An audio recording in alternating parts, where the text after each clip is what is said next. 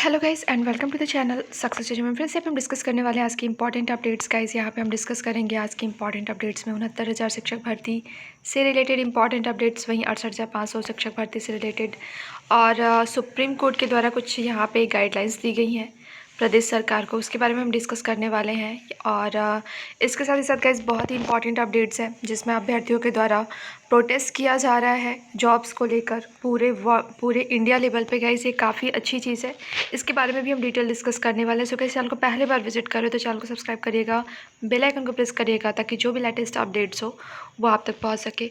Guys यहाँ पे जो प्रदेश के अंतर्गत हो या फिर पूरे इंडिया के अंतर्गत हो, ये स्थितियाँ देखने को मिल रही हैं कि जॉब कम की जा रही हैं, जॉब को काफ़ी ज़्यादा कर्टेल किया जा रहा है। जो नियुक्तियाँ 2013 तक में काफ़ी ज़्यादा मात्रा में भर्तियाँ आती थीं, उन्हें कर्टेल करते हुए, उन्हें कम करते हुए अब इतनी कम कर दी गई है कि उसका मात्र कुछ प्रतिशत ही, जो 2013 तक वैकेंसीज आती थी, कुछ प्रतिशत ही बच गई हैं।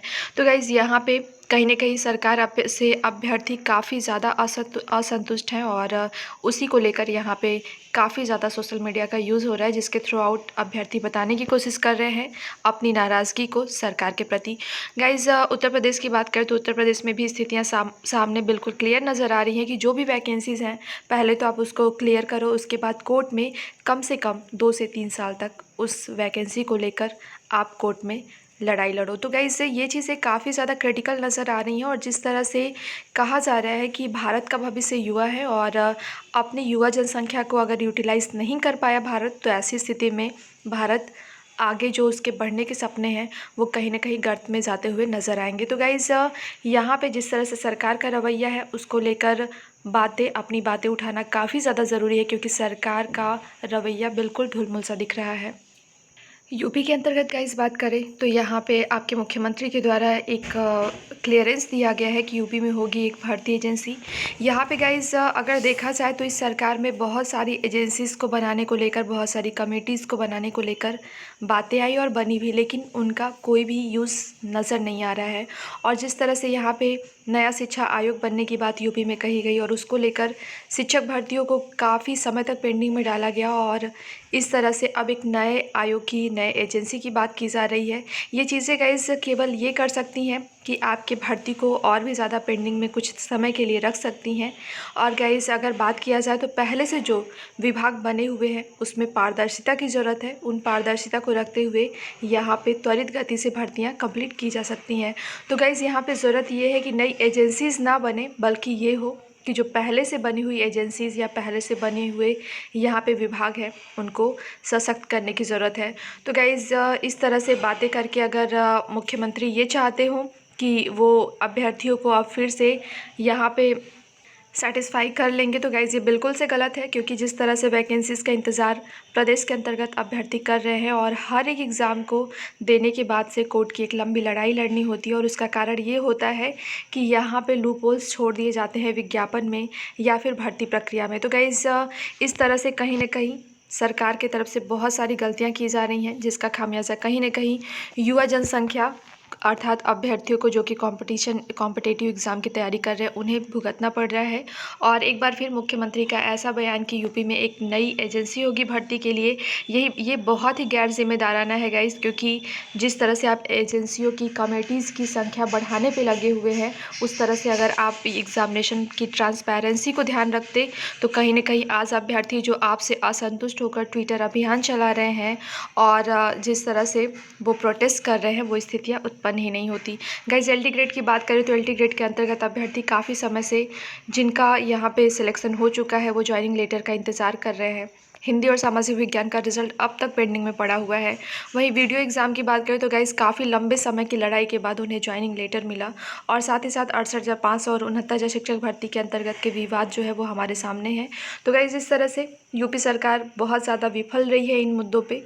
और अगर आप एक नई एजेंसी बनाने की बात कहकर अभ्यर्थियों को तुष्ट करना चाहते हो तो ये बिल्कुल से नहीं हो सकता, क्योंकि गाइज़ यहाँ पे अभ्यर्थी अब काफ़ी बुद्धिजीवी हो चुके हैं और वो समझ सकते हैं कि यहाँ पे किस चीज़ की ज़्यादा ज़रूरत है। तो गाइज़ यहाँ पे ये स्टेटमेंट आप देख सकते हैं, यहाँ पे डिटेल्स दी गई हैं। जितनी भी एजेंसियाँ हैं पहले से, उन्हें अब वर्तमान की एजेंसियों को हटाकर अब एक नई एजेंसी की बात की जा रही है। तो गाइज़ इस तरह से केंद्र सरकार ने भी बहुत कुछ चेंजेस किए, लेकिन आज परिणाम आपके सामने है। ग्रोथ रेट माइनस में जा रही है और स्थितियां ऐसी हैं कि जहां पे रोज़गार सृजन होना चाहिए था और यहाँ पे ग्रोथ रेट बढ़ाने के लिए मार्केट में लिक्विडिटी बढ़ाना था, यहाँ पे ऐसा ना करते हुए एनपीए को बढ़ा लिया गया है। और जिस तरह से स्थितियाँ देखने को मिल रही हैं, यहाँ पे जो सेक्टर है आपके इंडस्ट्री जो है उन्हें लाभ पहुंचाया जा रहा है और उसका बेनिफिट कहीं ना कहीं किसानों गरीबों को नहीं मिलता हुआ नज़र आ रहा है।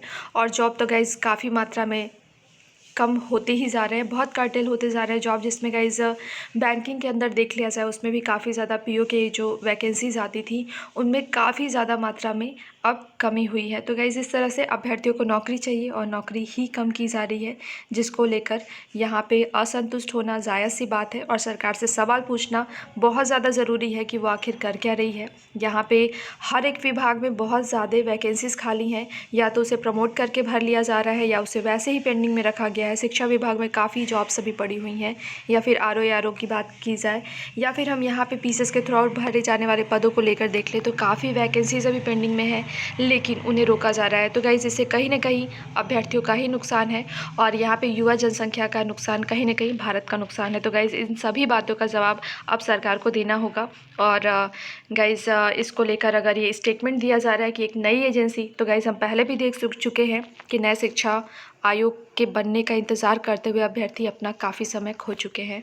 तो गाइज़ यहाँ पे ये इनके स्टेटमेंट से रिलेटेड डिटेल्स दी गई हैं, आप बिल्कुल से देख सकते हैं। वही गाइज़ एक और प्रोटेस्ट आपके सामने दिख रहा है। हाई कोर्ट की ग्रुप सी व डी भर्ती के अभ्यर्थियों ने मांगा नियुक्ति पत्र।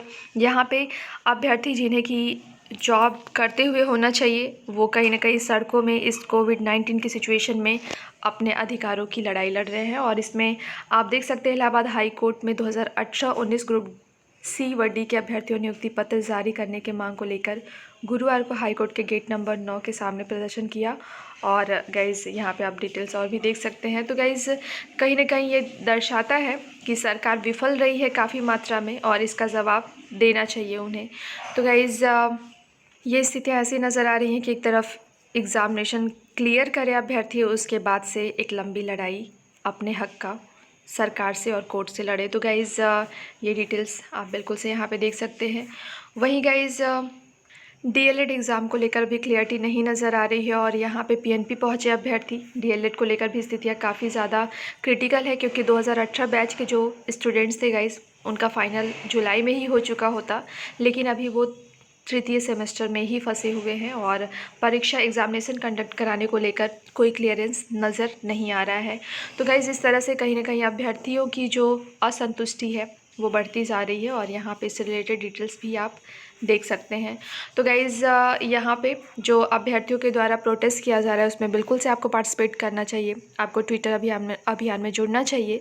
और कल का जो डेट रखा गया है, जिसके अंतर्गत 5 तारीख को शाम 5 बजे 5 मिनट के लिए थाली या ताली बजाने के लिए कहा गया है, जिस प्रोटेस्ट के तहत आप ये साबित करोगे कि आप सरकार से असंतुष्ट हो और सरकार को त्वरित कदम उठाने चाहिए।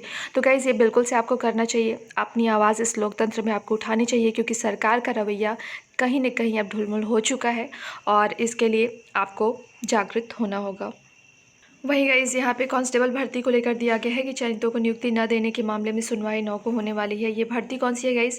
तो कांस्टेबल भर्ती 2018 की शारीरिक दक्षता परीक्षा में सफल घोषित होने के बावजूद चयन नहीं किए जाने पर यहाँ पे दाखिल याचिका को सुनवाई के लिए 9 सितंबर को पेश करने का निर्देश दिया गया है। तो गाइज़ इससे रिलेटेड ये डिटेल्स आप देख सकते हैं। तो गाइज़ अमूमन यहाँ पर बात करें तो कमोबेश अधिकांश ही वैकेंसीज़ हैं जिनके अंतर्गत कोर्ट में लड़ाई चल रही है और कहीं न कहीं इसमें अभी भी डिसीज़न आने में काफ़ी लंबा समय लग रहा है। वहीं गाइज़ तदर्थ शिक्षकों के लिए एक अच्छी न्यूज़ है, उन्हें वेटेज मिलने की बात कही गई है कोर्ट के द्वारा। तदर्थ शिक्षकों को वेटेज देकर भरे एडेड स्कूलों के खाली पद। उत्तर प्रदेश में अशासकीय सहायता प्राप्त माध्यमिक स्कूलों में शिक्षकों के खाली पदों पर भर्ती करने में हो रही देर पर सुप्रीम कोर्ट ने नाराज़गी जताई है और इन्हें जल्द भरने के निर्देश दिए। चयन आयोग को समय पर भर्ती न कर पाने पर सुप्रीम कोर्ट ने फटकार लगाई है। कोर्ट ने इन स्कूलों में वर्षों से पढ़ रहे तदस्थ शिक्षकों को भर्ती में वेटेज देने और चयनित होने पर पुरानी सर्विसेज को जोड़ने के निर्देश दिए हैं। गाइस यहाँ पे वेटेज की बात की गई है। जब ओपन एग्ज़ाम लिया जाएगा उनमें वेटेज दिया जाएगा तदस्थ शिक्षकों को, और जब तक वो नए एग्ज़ाम कंडक्ट नहीं कराए जाते तब तक उन्हें पद पे बनाए रखा जाएगा और उन्हें वेतन भी दिया जाएगा। तो इसको लेकर यहाँ पे थोड़ी राहत दी गई है उन्हें। और गाइस 68,500 शिक्षक भर्ती मामले में सचिव बेसिक शिक्षा परिषद को हाईकोर्ट की चेतावनी। और ये है क्या गाइस, इसमें अभ्यर्थियों को काउंसलिंग में बुलाए जाने संबंधी अपने आदेश का पालन न करने पर सचिव बेसिक शिक्षा परिषद को चेतावनी दी गई है कोर्ट के द्वारा। कोर्ट ने सचिव को 14 सितंबर तक आदेश का पालन करने का अंतिम अवसर दिया है। कोर्ट ने कहा है कि यदि आदेश का पालन नहीं किया गया तो सचिव 15 सितंबर को कोर्ट में हाजिर हों। यह आदेश न्यायमूर्ति पंकज भाटिया ने नेहा परवीन की याचिका पर दिया। कोर्ट ने 30 जुलाई 2020 के आदेश से याची को काउंसलिंग के लिए बुलाने का निर्देश दिया था।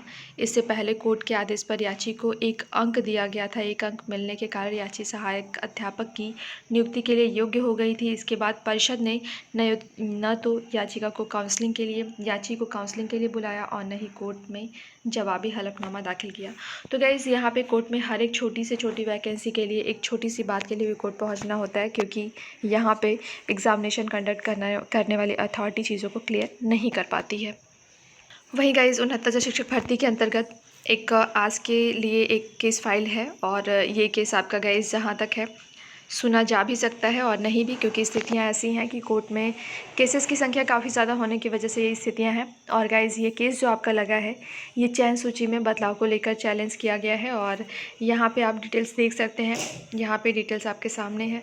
और गाइस जो भी अपडेट्स होंगी इस केस से रिलेटेड आपको डिटेल्स दे दी जाएंगी। ये पिटिशनर जो है वो श्वेता मौर्य एंड 21 अदर्स के नाम से ये केस लिस्टेड है गाइस। और इसके साथ ही साथ जो भी इसकी डिटेल्स आती है आपको डिटेल्स प्रोवाइड की जाएंगी। सो गाइस इस वीडियो में इतना ही। गाइस वीडियो को लाइक करिएगा, शेयर करिएगा, चैनल को सब्सक्राइब करिएगा और बेल आइकन को प्रेस करिएगा ताकि लेटेस्ट वीडियोज़ के नोटिफिकेशन आप तक पहुँच सके।